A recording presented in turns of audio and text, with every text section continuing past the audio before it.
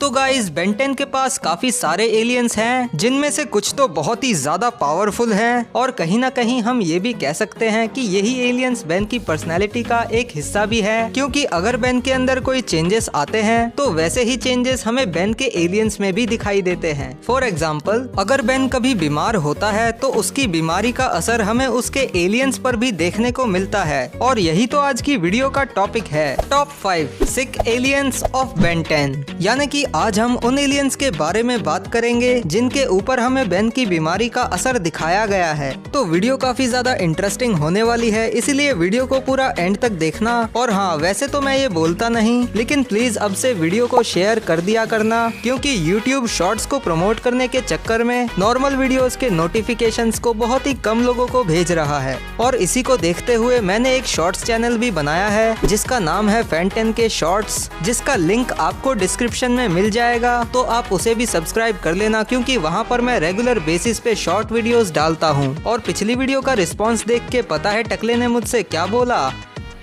मजा आया।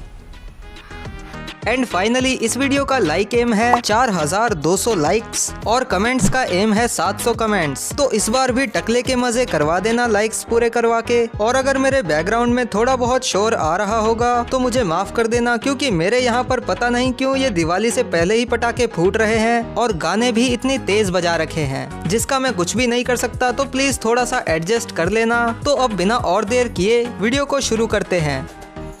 Number 5 wild wine और ह्यूमंगसौर। तो मैंने वाइल्ड वाइन और ह्यूमंगसौर को हमारी लिस्ट में सबसे नीचे इसीलिए रखा है क्योंकि बेन के बीमार होने पर इन दोनों एलियंस पर हमें ज्यादा फर्क देखने को नहीं मिला। बेन 10 रीबूट के एक एपिसोड में ऐसा दिखाया गया है कि एक बार जब बेन एक शिप में जा रहा था तो उसे मोशन सिकनेस होने लग जाती है और बेन इसी मोशन सिकनेस से बचने के लिए वाइल्ड वाइन में ट्रांसफॉर्म होता है। लेकिन वाइल्ड वाइन में ट्रांसफॉर्म होने के बाद भी उसकी मोशन सिकनेस खत्म नहीं होती और वो फ्लावर्स की उल्टी करने लगता है, मतलब कुछ भी।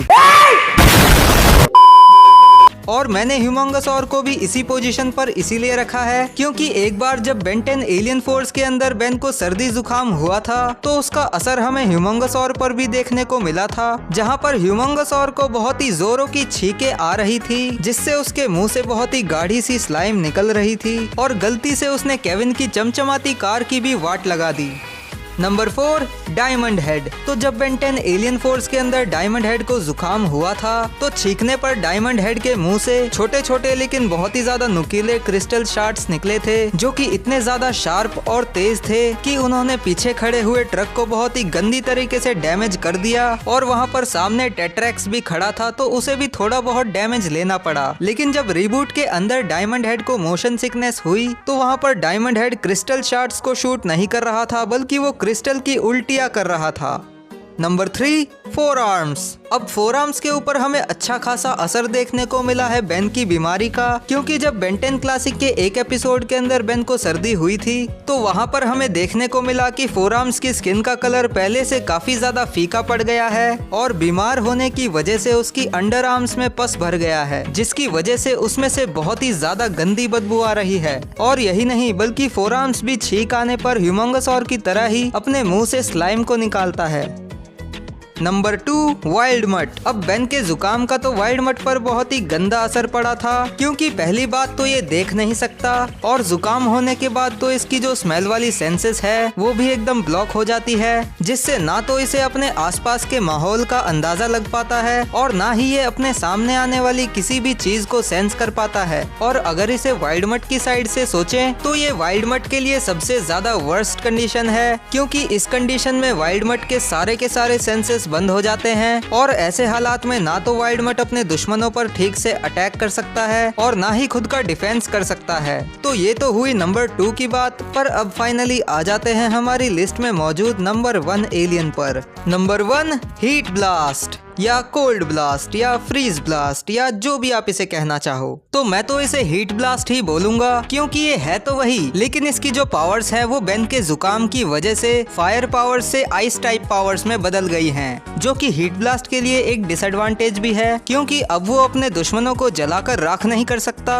लेकिन फिर भी उसके पास ये एडवांटेज तो है कि अब वो अपने दुश्मन को जमाकर फ्रीज कर सकता है। और ये देखने में भी काफी ज्यादा मजेदार लगता है कि हीट ब्लास्ट अपने हाथों से फायरबॉल्स की जगह आइस बीम्स को शूट कर रहा है। और मुझे तो ये फ्रीज ब्लास्ट बहुत ही ज्यादा पसंद आया था, क्योंकि उस समय तक बेन के पास कोई भी ऐसा आइस टाइप पावर्स वाला एलियन नहीं था। वैसे मेरे ख्याल से तो इसे एज अ सेपरेट एलियन दिखाना चाहिए था, बिकॉज तब इसे और भी ज्यादा स्क्रीन टाइम मिलता। वैसे हीट ब्लास्ट को बीमार करके उसे आइस पावर दे देने से ये उसकी कमजोरी से ज्यादा उसकी ताकत बन जाती है। और ऐसा सिर्फ हीट ब्लास्ट के साथ ही हुआ है, बाकी लिस्ट में मौजूद नीचे जितने भी एलियंस थे उन सभी के बीमार पड़ने पर उनकी कुछ न कुछ कमजोरियां सामने निकल के आ रही थी। लेकिन अकेला हीट ब्लास्ट ही ऐसा था जिसके बीमार पड़ने पर उसकी एक नई ताकत सामने आई। वैसे आपको हीट ब्लास्ट का ये रूप कैसा लगा मुझे कमेंट्स में बताना। और जाने से पहले मोदी जी आपसे कुछ कहना चाहते हैं।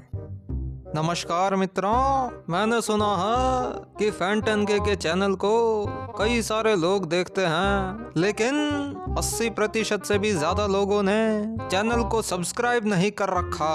तो मेरा आपसे हाथ जोड़ के निवेदन है कि भैया कृपा करके सब्सक्राइब करें तथा बगल में आने वाले बेल आइकन को भी दबाएं। अरे सर जी, बेल आइकन नहीं, बेल आइकन। अरे भैया वही तो कहा हमने, बेल आइकन। अरे सर जी, घंटा घंटा। क्या बोला बे? कुछ नहीं सर जी, कुछ नहीं। सही है एकदम, बेल आइकन सही है, सही है। वही तो। वैसे आगे की लाइन क्या थी? मैं लाइन भूल गया। सर वीडियो को लाइक करने को बोल दो। अरे हाँ, वीडियो को लाइक कीजिए, हमारे सोशल मीडिया पे हमें फॉलो कीजिए। और अब आउट्रो देगा मेरा जिगरी दोस्त राहुल। चल भाई राहुल, दे दे आउट्रो। खत्म। Bye bye, tata, goodbye, गया।